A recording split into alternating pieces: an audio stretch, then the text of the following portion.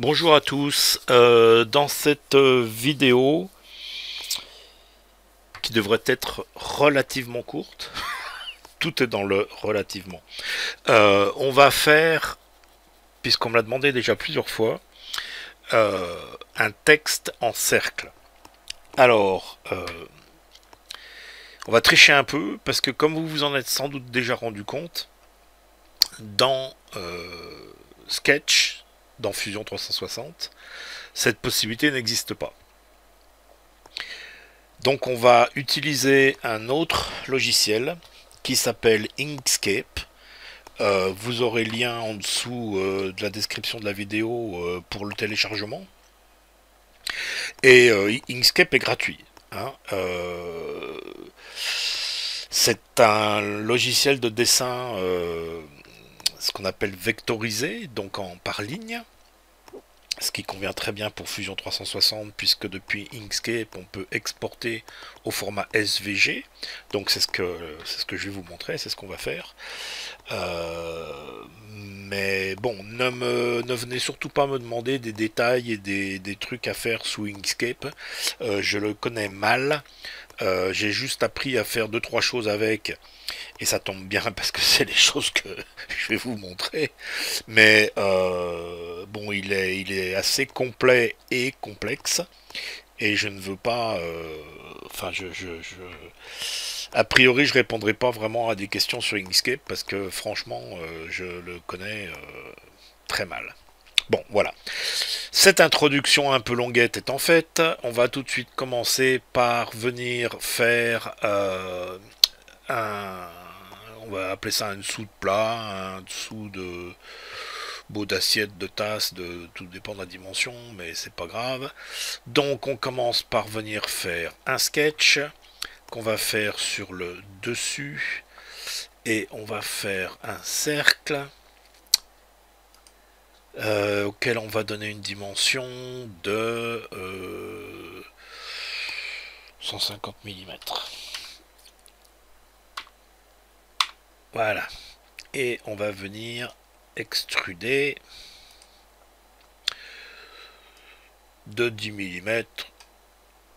Voilà, c'est très bien, ça nous suffit. Et on a notre forme volume à l'intérieur de laquelle donc on veut venir écrire euh, notre texte. Voilà. Donc partie Fusion 360, c'est fait. Pour l'instant, on va y revenir. On va sauver ça avec un titre extrêmement original. Et voilà, on sauve. Bien.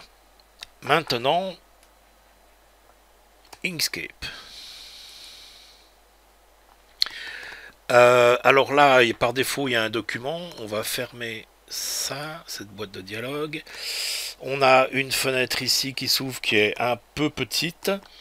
On peut zoomer dessus en appuyant au clavier sur plus. Évidemment, il faut encore que la fenêtre soit sélectionnée. Et le moins pour dézoomer. Alors,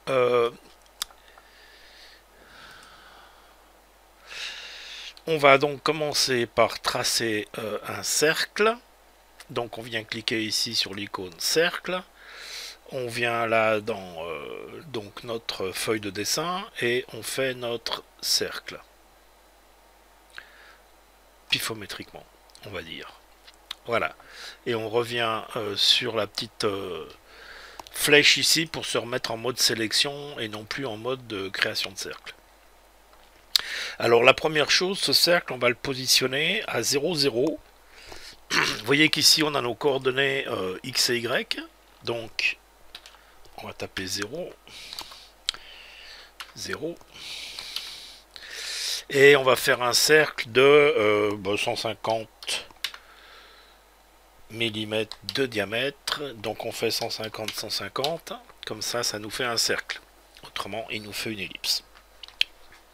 Voilà, première chose de faite, on a notre cercle à sa position.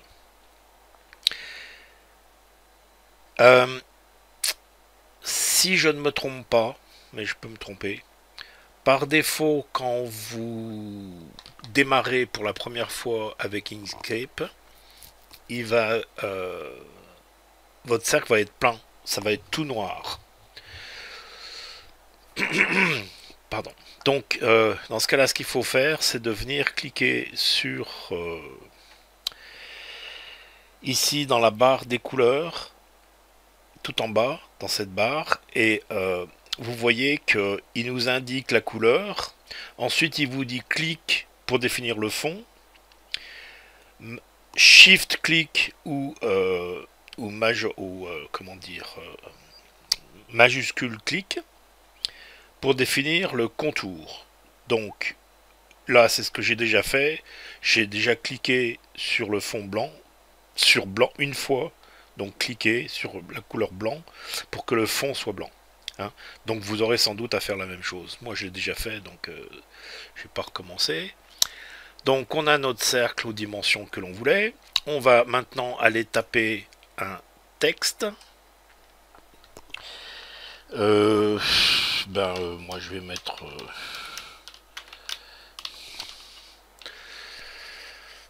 par exemple. Alors, on est toujours en mode texte, donc si je fais majuscule, retour arrière, je sélectionne mon texte. Et ici en haut, dans le, comment dire, dans la barre ici, dessous le menu, je peux sélectionner la fonte que je veux. Toutes les fontes que j'ai dans Windows sont disponibles. On va prendre un truc qui soit pas trop complexe parce que sinon pour s'imprimer, enfin pour dans Fusion ça va être un peu compliqué. Alors qu'est-ce qu'il veut là? Alors c'est pas que dans ce sens là que je veux que ça défile, c'est dans l'autre. Pourquoi ça défile pas dans ce sens là?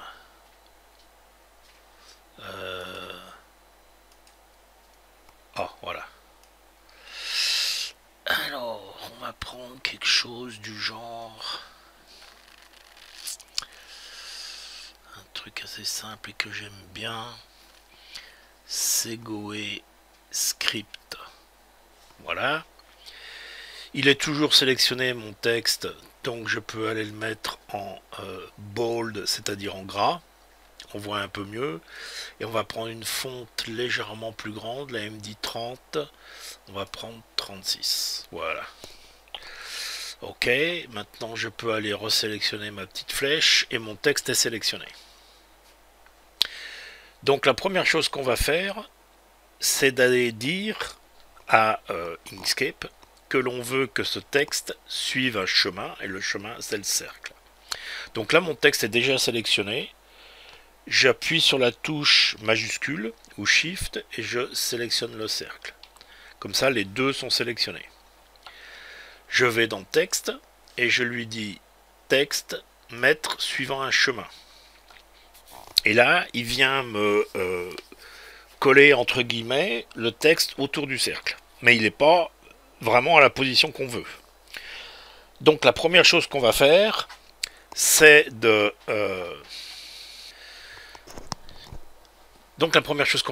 d'aller mettre notre texte dans une position plus conforme à ce que l'on souhaite. Alors, on est toujours en mode sélection. On vient ici en haut, sélectionner la petite barre là, et on drague, c'est-à-dire qu'en même temps on clique avec la souris sur le bouton de droite, je sais plus, de gauche, pardon, et on vient positionner notre barre à peu près là où on veut qu'elle soit. On va faire la même chose de ce côté-là, et on positionne notre barre à peu près où elle veut qu'elle soit. Bon, comme on sait que nos coordonnées X et Y démarrent à 0 du côté bas et gauche de notre feuille, on va aller positionner nos barres exactement là où on souhaite qu'elles soient. Alors, pardon, je vais resélectionner le cercle. Annuler le cercle. Donc, mon cercle, pourquoi ça a bougé? Ah, les deux sont sélectionnés. Ce que je veux, c'est juste le cercle. Donc, le cercle, il fait 150. D'accord. Donc, cette barre, que je clique deux fois, une fois qu'elle est changée de couleur, Voilà, je clique 2 fois pour avoir cette boîte de dialogue. Donc ce que je veux, la position, c'est 150 divisé par 2. Voilà, on fait la même chose pour cet axe-ci. On clique 2 fois et on fait 150 divisé par 2. Ok. Et maintenant, nos deux, comment dire, nos deux règles se croisent au centre de notre cercle. Bien. Maintenant, on resélectionne notre texte une première fois et on clique une deuxième fois. Et ça nous permet d'avoir le centre du chemin, et on vient positionner, donc vous avez vu qu'elle a changé de couleur quand j'ai cliqué dessus, et on vient la positionner le plus possible au centre de notre cercle. On zoome au maximum pour mieux voir ce qu'on fait, et voilà, là ça se confond, c'est pas mal du tout. Alors on fait zoom moins avec la touche moins. Et maintenant, on peut aller déplacer notre texte. Vous voyez qu'on a des petites flèches en courbe ici. Et donc, on va pouvoir aller faire que notre texte suive le chemin.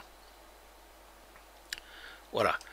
Le problème, c'est que là, notre texte, il est à l'extérieur du cercle, alors qu'on le voudrait en fait à l'intérieur. Donc, on va venir sur cette petite icône ici, qui est marqué retourner verticalement, et c'est ce qu'on va faire.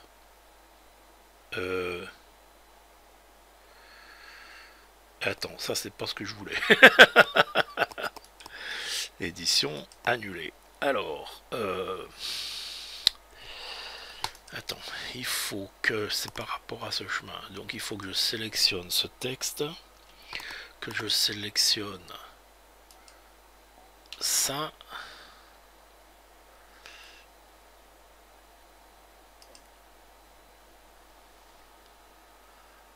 Voilà, et cette fois-ci, il me l'a mis à l'intérieur du cercle. Il a retourné. Par contre, visiblement, le centre a bougé. Donc je reclique 2 fois pour tâcher de trouver où est-ce qu'il a été mettre la croix du centre, et je la vois ici. Donc on va revenir la positionner ici au centre de notre cercle. Et mon cercle a bougé. Alors, ça, c'est pas bien grave. On resélectionne le cercle. On lui redit 0, 0. Et les dimensions n'ont pas bougé. Donc là, cette fois-ci, le cercle est repositionné comme il faut. Le texte est bien à l'intérieur du cercle comme je le voulais. Je clique 2 fois, je prends ma petite croix et je viens la positionner au centre. C'est pas mal ici puisque je la vois plus. Et donc je reprends mes poignées pour tourner, et je peux positionner donc cette fois-ci correctement mon texte à l'intérieur du cercle. Alors, une chose que je peux faire pour que mon texte soit un peu mieux, c'est que je vais venir reprendre une nouvelle ligne que je vais positionner par ici. Je vais rezoomer dessus et déplacer mon texte de façon à ce que les deux côtés, je peux même venir redéplacer ça un peu plus bas. Voilà. Donc je vais venir déplacer ça en rotation de façon à ce que le sommet du L et du C soit à peu près équidistant de ma ligne. Voilà, là c'est pas mal, c'est à peu près aligné.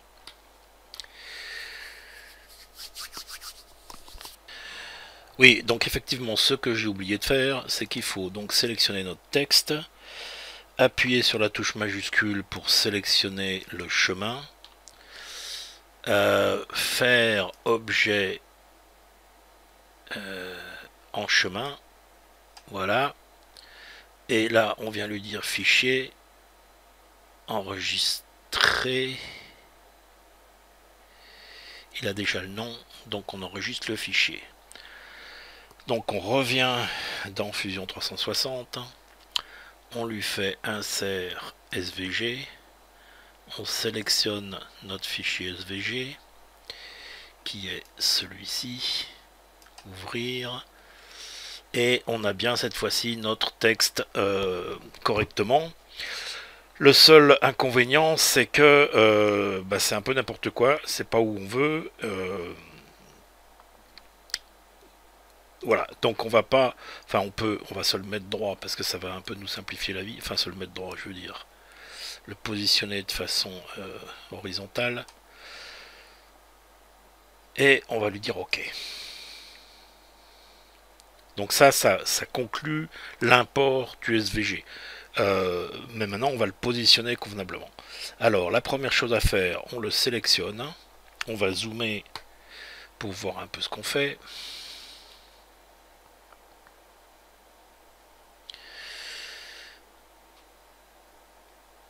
Voilà, on le sélectionne. Et on va lui dire Fix, Unfix. Il me dit slow performance, mais ça c'est parce qu'effectivement il y a plein de segments. Donc c'est sélectionné, on lui dit Fix, Unfix. De façon à pouvoir... vous voyez, c'était en vert, enfin vous n'avez peut-être pas bien vu parce que c'est tout petit. Et là ça devient en bleu, comme j'allais dire c'est classique pour un...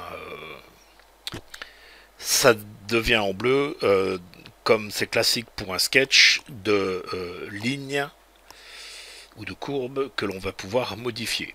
Donc on va se servir de cette sorte de rosace qui nous a fait et qui définit le cercle pour venir faire justement un cercle qui, donc comme ça on aura un centre. Ah pardon, j'ai pas pris le bon cercle, il faut que ce soit cercle par 3 points. On aurait pu en prendre que 2, mais bon, un point ici, un point ici et un troisième point ici. Voilà, et là donc on a notre texte qui est inscrit dans ce cercle. Alors on peut venir, et donc on a le centre du cercle. Donc on va pouvoir venir virer ces lignes dont on n'a pas besoin.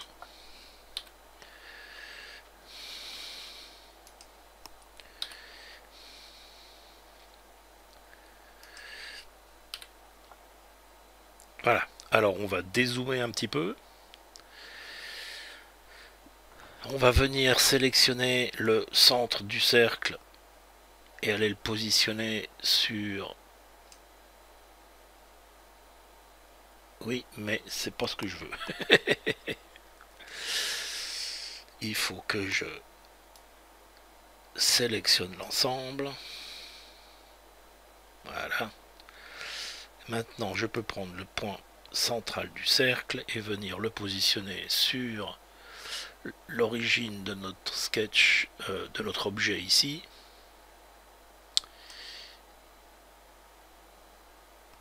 Et c'est bon. Alors, si je me mets top... Ouais, c'est bien. Voilà. Donc là, c'est positionné comme je le veux. Je viens sur Sketch et je fais Sketch Scale. Donc je vais mettre à l'échelle mon dessin.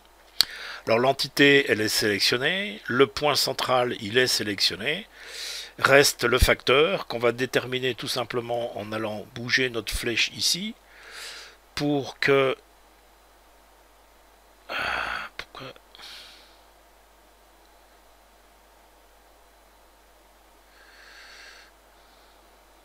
Bon, on va... Ah, zut. Rester un peu à l'intérieur. Voilà. Alors on va faire OK pour le facteur.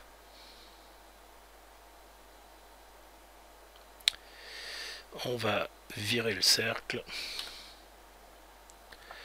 On va prendre notre sketch.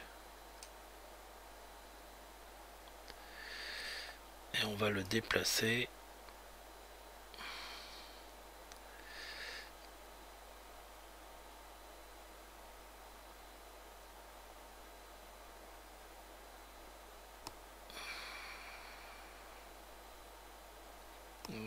c'est pas mal. Ah, c'est parce que c'est lent. Trop lent, trop lent, trop lent.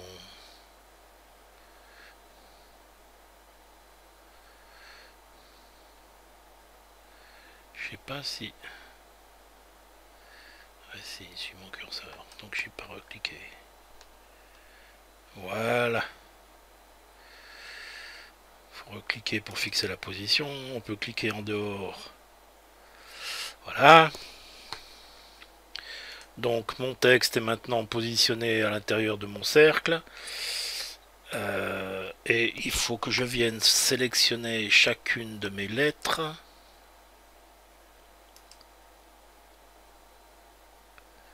Alors on va lui dire stop sketch. On vient sélectionner, s'il veut bien, sélectionner ça, ça, ça, ça, ça et ça. Ça, ça, ça. Oh. Alors là, visiblement, ça veut dire que le C n'est pas complètement fermé. Donc on va revenir dessus. On va déjà faire un extrude cut. Et on va descendre de 3 mm. Moins 3. Voilà. Voilà. Alors maintenant, on va revenir sur ce C. Visiblement, il a un petit problème. Alors, on va lui faire edit sketch. Pourquoi celui-là il ferme pas?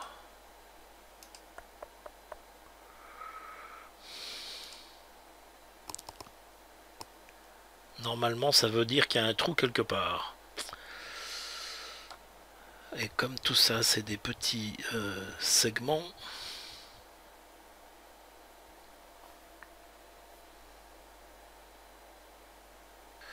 Bon, je vais pas passer le temps de chercher pourquoi ce c'est. Il faudrait le fermer. Le but, c'était de vous montrer comment donc aller inscrire du texte dans un cercle. Et j'allais dire, ça c'est fait. Si je voulais finir avec ce C, bah, la solution là c'est de... Ah, puis je vais le faire, tant pis, ça va faire une vidéo un peu plus longue. Mais là la solution c'est d'aller faire un spline pour être sûr qu'on ait quelque chose qui se ferme correctement. Alors on va revenir sur le sketch. Edit sketch. Donc on va venir... alors excusez-moi 2 secondes. Donc on va faire un spline qu'on va démarrer. Bon, c'est pas grave, comme ça.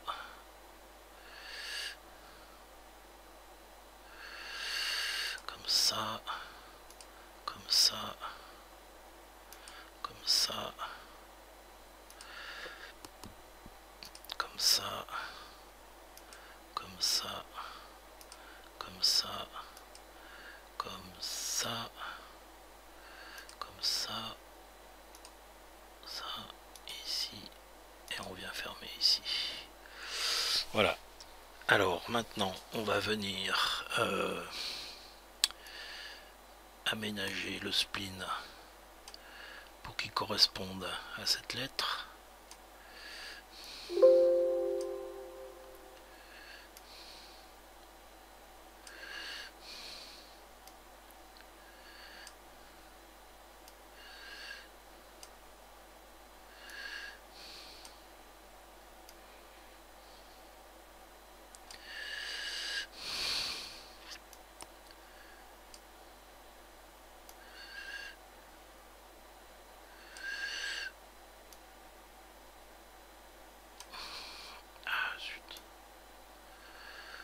Voilà, on se rapproche. c'est un peu mieux. Alors maintenant mes barres. Alors là le point est encore trop loin, il faut que le point soit plus près. Allez, voilà.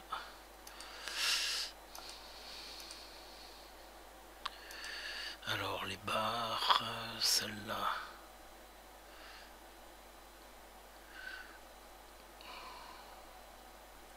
Voilà. Celui-ci. Qu'est-ce qu'il m'a... Qu'est-ce qu'il m'a fait là?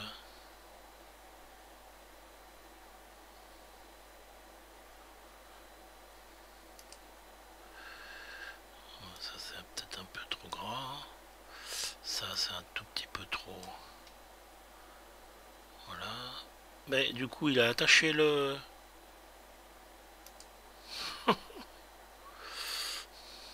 Bon alors. J'en suis où? Là j'ai effectivement quelque chose qui se sélectionne. Le point ici, on va le mettre. J'ai les deux qui bougent en même temps maintenant. Il m'a collé l'autre. C'est un peu bizarre. Mais bon. Voilà, maintenant j'ai un C qui se sélectionne. Ça c'est pas très joli.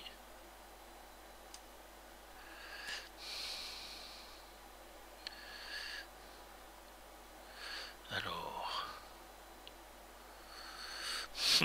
Je vais venir. Ensuite, on va faire T et on va trimer ce qui ne me va pas.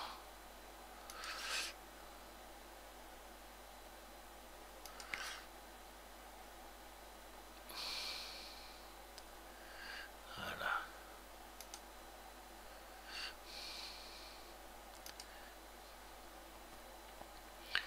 Voilà, comme ça, ça va plus sélectionner. Et là, j'ai un C qui est... Alors, T pour trim.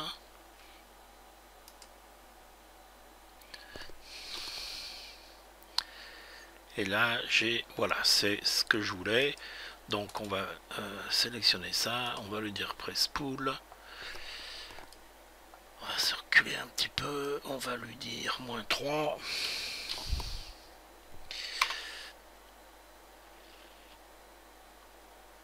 Et voilà, mon C.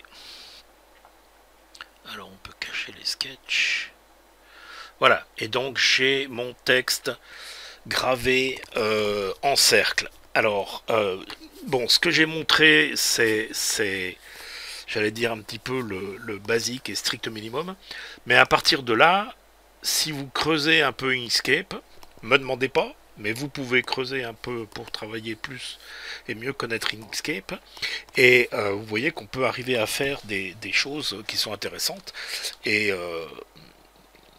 voilà donc une solution, puisque pour l'instant, à l'intérieur de Fusion 360, on ne peut pas véritablement écrire en cercle, mais en s'aidant d'un outil externe comme Inkscape et en important un SVG, on peut arriver au même résultat. Et vous voyez qu'une fois qu'on a un SVG dans Fusion, on peut très bien le travailler tout à fait correctement et comme on pourrait le faire, enfin même peut-être mieux qu'on pourrait le faire avec du texte de Fusion directement, parce que le texte de Fusion il est comment dire pixelisé, c'est pas des vecteurs, donc ça fait plein de petites faces et de petits segments, alors que dans Inkscape, c'est vectorisé. Alors là, j'allais dire, on voit peut-être pas la différence beaucoup, parce qu'il y a plein de petits segments et de petits trucs, mais c'est parce que j'ai pris une fonte qui est pas simple. Hein, si vous prenez une fonte comme le Times ou un truc comme ça, avec des belles lignes droites, ça sera beaucoup plus simple. Hein, là, j'ai pris une fonte qui est pas nécessairement la plus facile avec laquelle travailler, quoi. Voilà, donc merci de votre attention. Comme indiqué, vous aurez dessous la description de la vidéo, le lien pour aller télécharger. Pendant que j'y suis, est-ce que j'ai... non, je l'ai pas là. pour aller télécharger donc Inkscape. Et abonnez-vous à la chaîne pour être tenu au courant des nouvelles vidéos. Allez voir ma page Patreon, j'apprécie beaucoup si vous voulez bien soutenir et supporter un petit peu mon travail pour faire ces tutoriaux. Et allez voir mon site web aussi, bien sûr, ça me fera plaisir. Et surtout, n'hésitez pas à commenter, à mettre des pouces en haut, des pouces en bas, suivant que vous aimez ou que vous n'aimez pas. Mais les commentaires me sont très utiles pour avancer et tenir compte de vos remarques. J'en tiens compte. Pas forcément tout de suite, mais j'en tiens compte. Voilà, je vous remercie beaucoup, à bientôt.